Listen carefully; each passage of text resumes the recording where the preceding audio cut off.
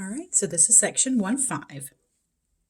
Now, this is going to be kind of a review about exponentiation.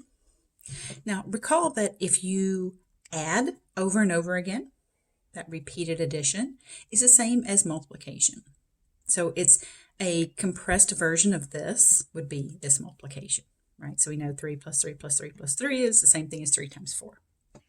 Now, similarly, instead of addition, if I multiply 3 times 3 times 3 times 3, I can write this as an exponent, 3 to the 4th power. So repeated addition is multiplication. Repeated multiplication is exponentiation. Okay? That's a big old fat daddy word, isn't it? Man, throw that thing down on the Scrabble board and then just walk away like a boss. So this is called your base, this 3, and the exponent is the number up here, this 4. And it's 3 times 3 times 3 times 3. So let me just show you on the calculator. This little up arrow key right here, that's called a caret symbol, and that's your exponent key. Now there's a little shortcut key for squared that you could use, just for squared, but any other exponents you probably want to use that one. So 3 to the 4th, you would do 3, and then this little up arrow looking thing, that's your caret.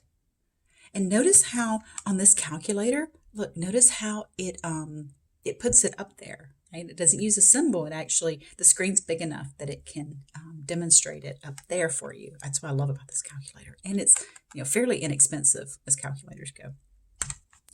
So 3 to the 4th power is 81. Now that's the same as if you did 3 times 3, times 3 times 3, 81. Now, 3 to the 4th, we know is 3 times itself 4 times is 81. 3 to the 3rd power is 3 times itself 3 times, that's 27. 3 squared is 3 times 3 is 9. 3 to the 1st is just 1 3, which is 3. This is a little tricky for some students. 3 to the 0 power, I know that seems kind of crazy, right? 3 to the 0 power is 1. I know it feels like it should be 0, right? No, not at all. So we get 3 to the 0 power is 1. Now, this little red stuff over here is what's going to explain that for us. Okay? Notice as we go from 81 to 27, we divide by 3. That's because we're taking out a 3. And then 27 to 9, again, dividing by 3. 9 to 3, we're dividing by 3. So following this pattern, 3 divided by 3 is 1. I know, it's crazy, right? Kind of seems, very counterintuitive. Now, it turns out that any non-zero number to the 0 power is 1. Right? So like 3 to the 0, 1. 5 to the 0, 1. 28 to the 0 power, 1. 193 to the 0 power, guess what? 1. Now, 0 to the 0 power can't be done. That's something called an indeterminate form. Your calculator won't do it either. See, it just gives you an error message. We won't even deal with that. Okay? That's why I said any non-zero number. That's non-zero meaning any number other than 0. All right, so let's just use the calculator to evaluate these. Okay? Now, I let the answers up here, but I did want you to grab your calculator. So you should pause the video, grab your calculator, and do these along with me, because I want you to go ahead and know how to use the calculator for these, so that when you're doing the homework and tests and stuff, that you know the difference between things like this. So you should pause the video, grab your calculator if you don't already have one. All right, so I zoomed in a little bit so you can see my calculator a little better. So let's do 3 to the 6th power. You see that's 729.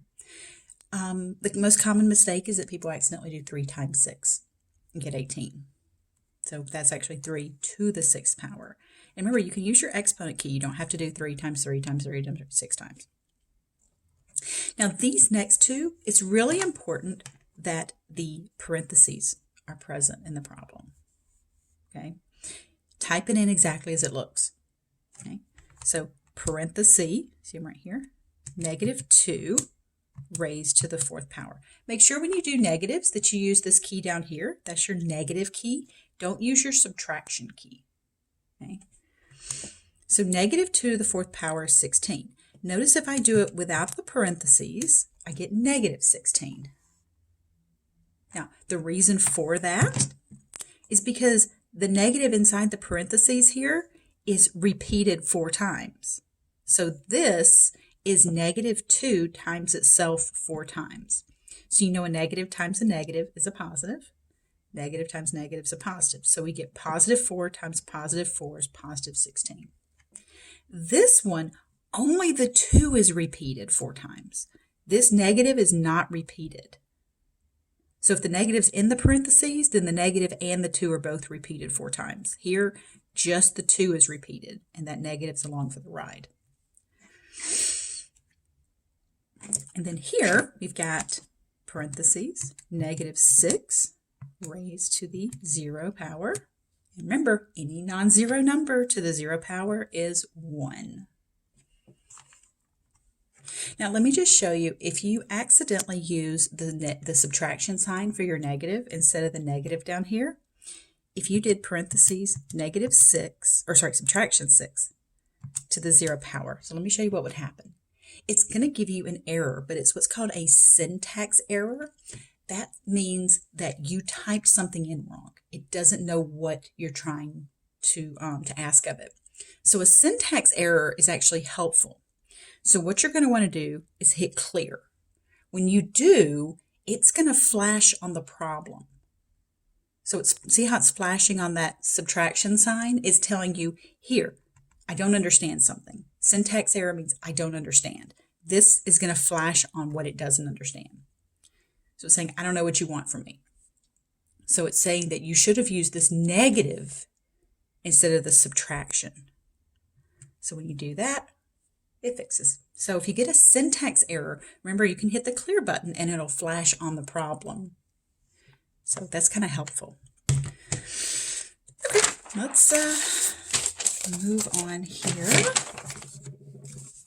Now, we're going to list the factors of a number. So this is kind of an overview of some stuff that you may have done in a previous class, or may not have seen in quite a little while. So list the factors. The factors of a number are the numbers that divide evenly into it. So when I say evenly, I mean without a remainder. Okay. Now, these are often confused with multiples. Multiples of a number are that number and bigger. Factors are that number and smaller. So let me show you what I mean by that. So if we're talking about the multiples of 10, those get bigger. 10, 20, 30, 40, ... The factors of 10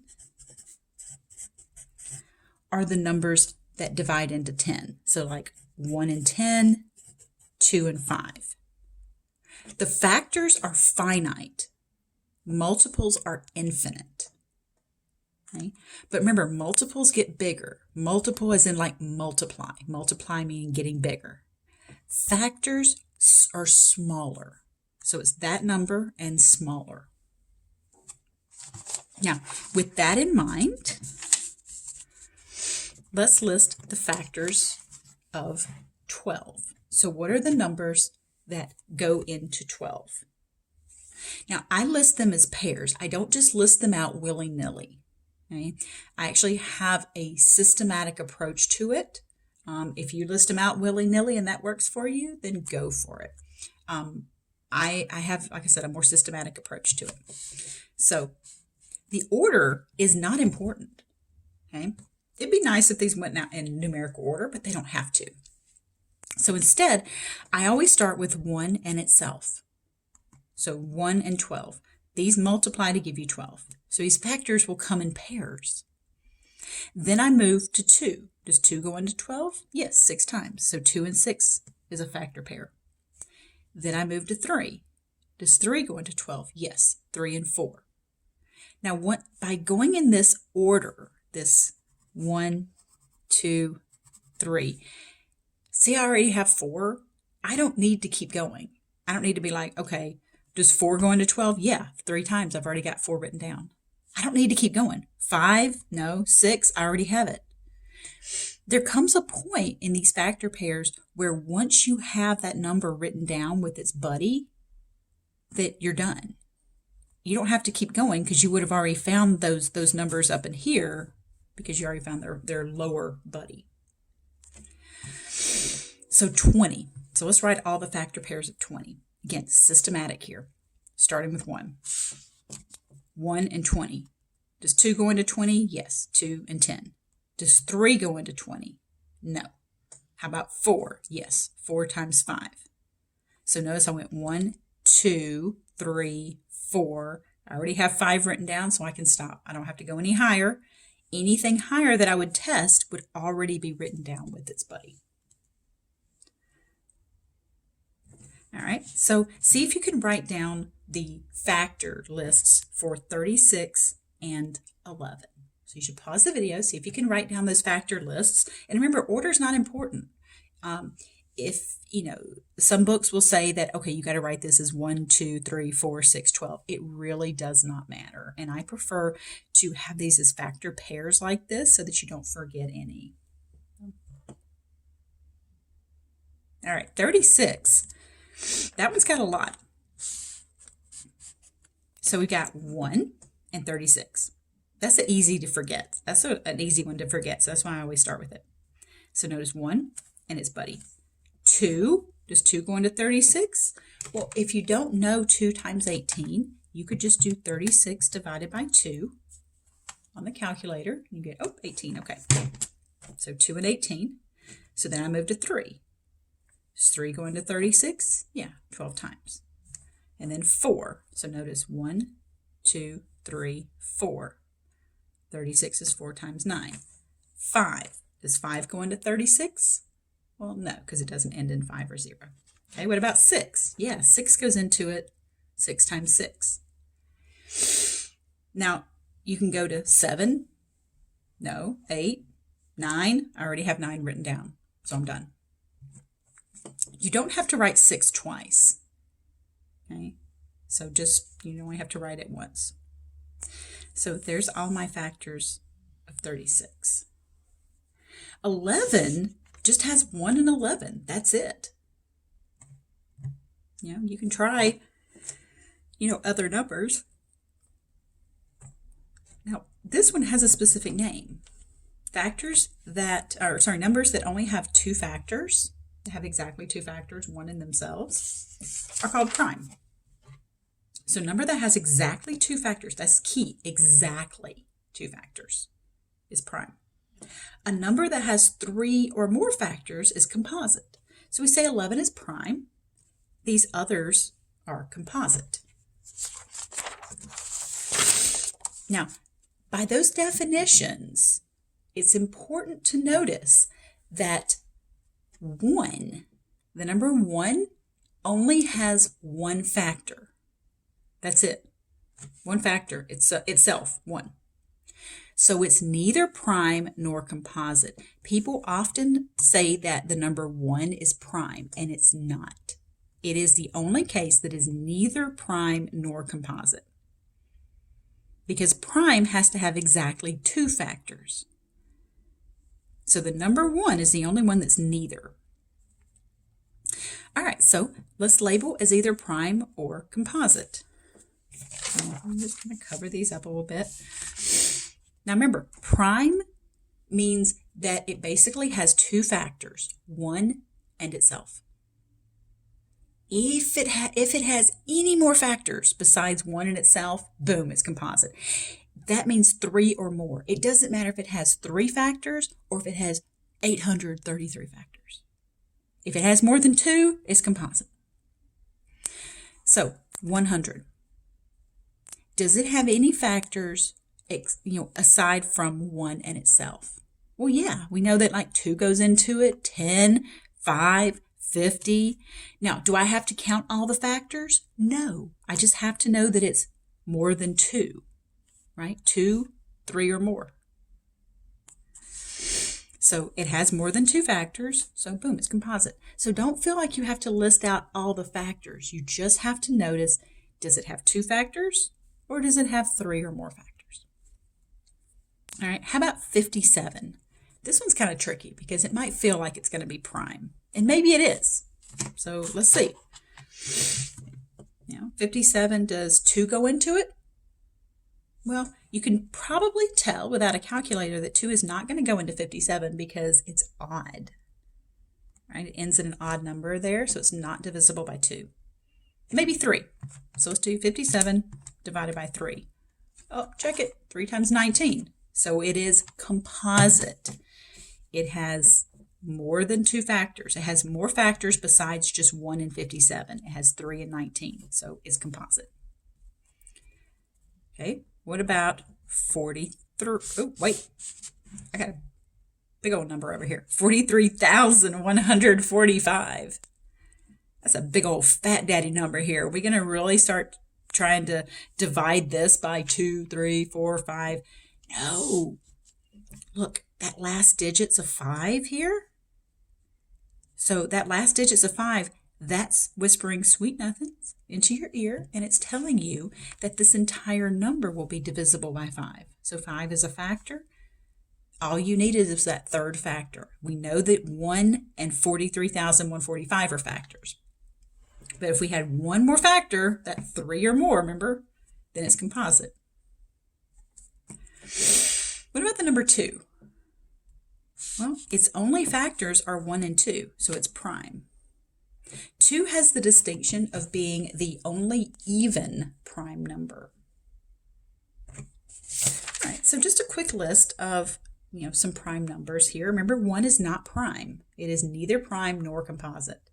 So we have 2 being that first positive prime number, 3, 5, 7, 11, 13, 17, 19. These are all numbers that have exactly 2 factors, 1 and themselves. All right, next thing we're going to tackle is something called the prime factorization. And this is going to utilize prime numbers. That's why it has that term in its name. Now, the prime factorization, I have a feeling that you guys may remember this. This is the thing where you're going to have to make like a little tree. And it's going to break down the number into its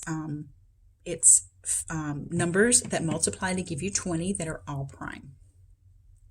Now, I did this 2 different ways just to kind of demonstrate it. So I'm going to show you this first way that I did first here. So I broke 20 down into 4 times 5. Now, how do you know when to stop? Well, you stop when the number is prime. 5 is prime, so you'll see I circled it as an indication that I was done with that one. 4 breaks down further into 2 times 2. So those 2 is prime, so those are done. And then the ones I circled are the ones that we say are at the end of the branches are your answers. So we get that 20 breaks down into 2 times 2 times 5. This is what's called the prime factorization. It's the numbers that multiply together to give you 20 that are all prime. Now, what this right here, does it matter that I started with 4 and 5? What if you said, oh, well, I was going to start with 2 and 10? That's okay. You would have gotten the same answer. If you broke this down into 2 times 10, well, 2 is prime, so you're done there. 10 breaks down further into 2 and 5. Both of those are prime. So look, you're done. 2, 2, 5. The order you write these in is not important. I tend to write mine in numerical order, but you certainly don't have to. So look, they're exactly the same. Now, here's the thing. To check your answers for this, you need to ask yourself 2 things. Are all of the numbers prime? 2, 2, 5. Are they broken down as far as they can go? Are they prime? If yes, good. Not only are they prime, but do they multiply to be the original number? So you should check that 2 times 2 times 5 should give you the original number of 20. If these 2 are both yes, then your answer's right. Okay, so let's look at 45. So I broke 45 down into, and remember, you can break this down however you want, as long as it's multiplication. Don't use like 40 and 5. That's addition. Make sure it's multiplication. I used 9 and 5. 5 is prime. 9 breaks down further into 3 and 3. Both of those are prime. So my prime factorization is 3 times 3 times 5. Now, if you wanted to write it with exponents, you can. You don't have to, but if you wanted to write it with exponents, you certainly can. Are all these prime? Yes, they're all completely broken down. And then you can do a quick check. 3 times 5 is 45.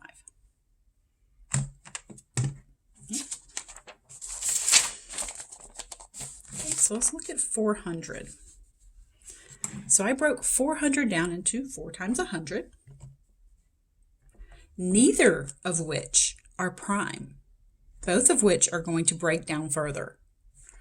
4 breaks down into 2 times 2. Those are prime. So it's my own personal habit that I circle the prime numbers, just so when I go to write down my answer, I know I'm just going to grab the ones that are circled. You don't have to do that. That's just my own habit.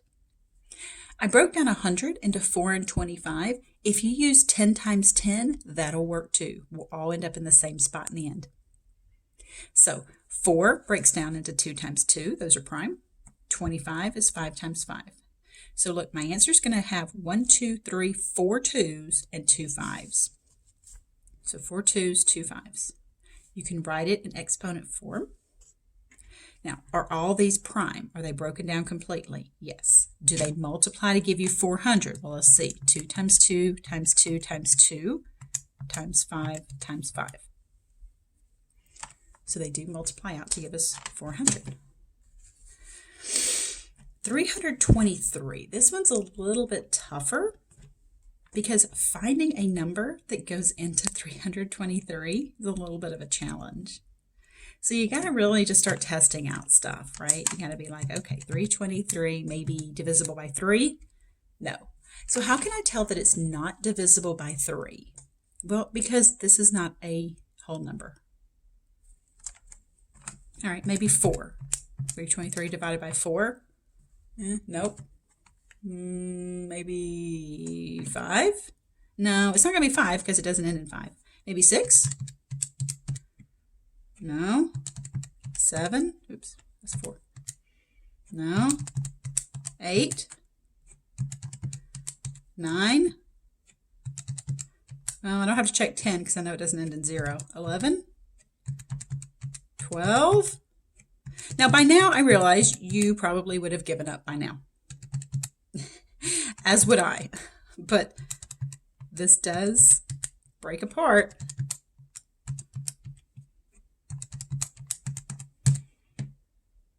Into 17 times 19. There are some in the homework that are ridiculous like this. So, the question is, how do you know when to stop? Well, if you take, I know this is going to sound very crazy here, but if you take the square root of 323, you get about 17.9. That means you should stop looking around 17. Because the square root is kind of that halfway point for your factors. So that's how I knew to keep on going. That if I got to 17 and nothing was working up to 17, including 17, then I knew there wasn't going to be one. But just to show you that there are some in the homework that's kind of ridiculous like this. All right, so that is a good stopping point for factors and prime factorization.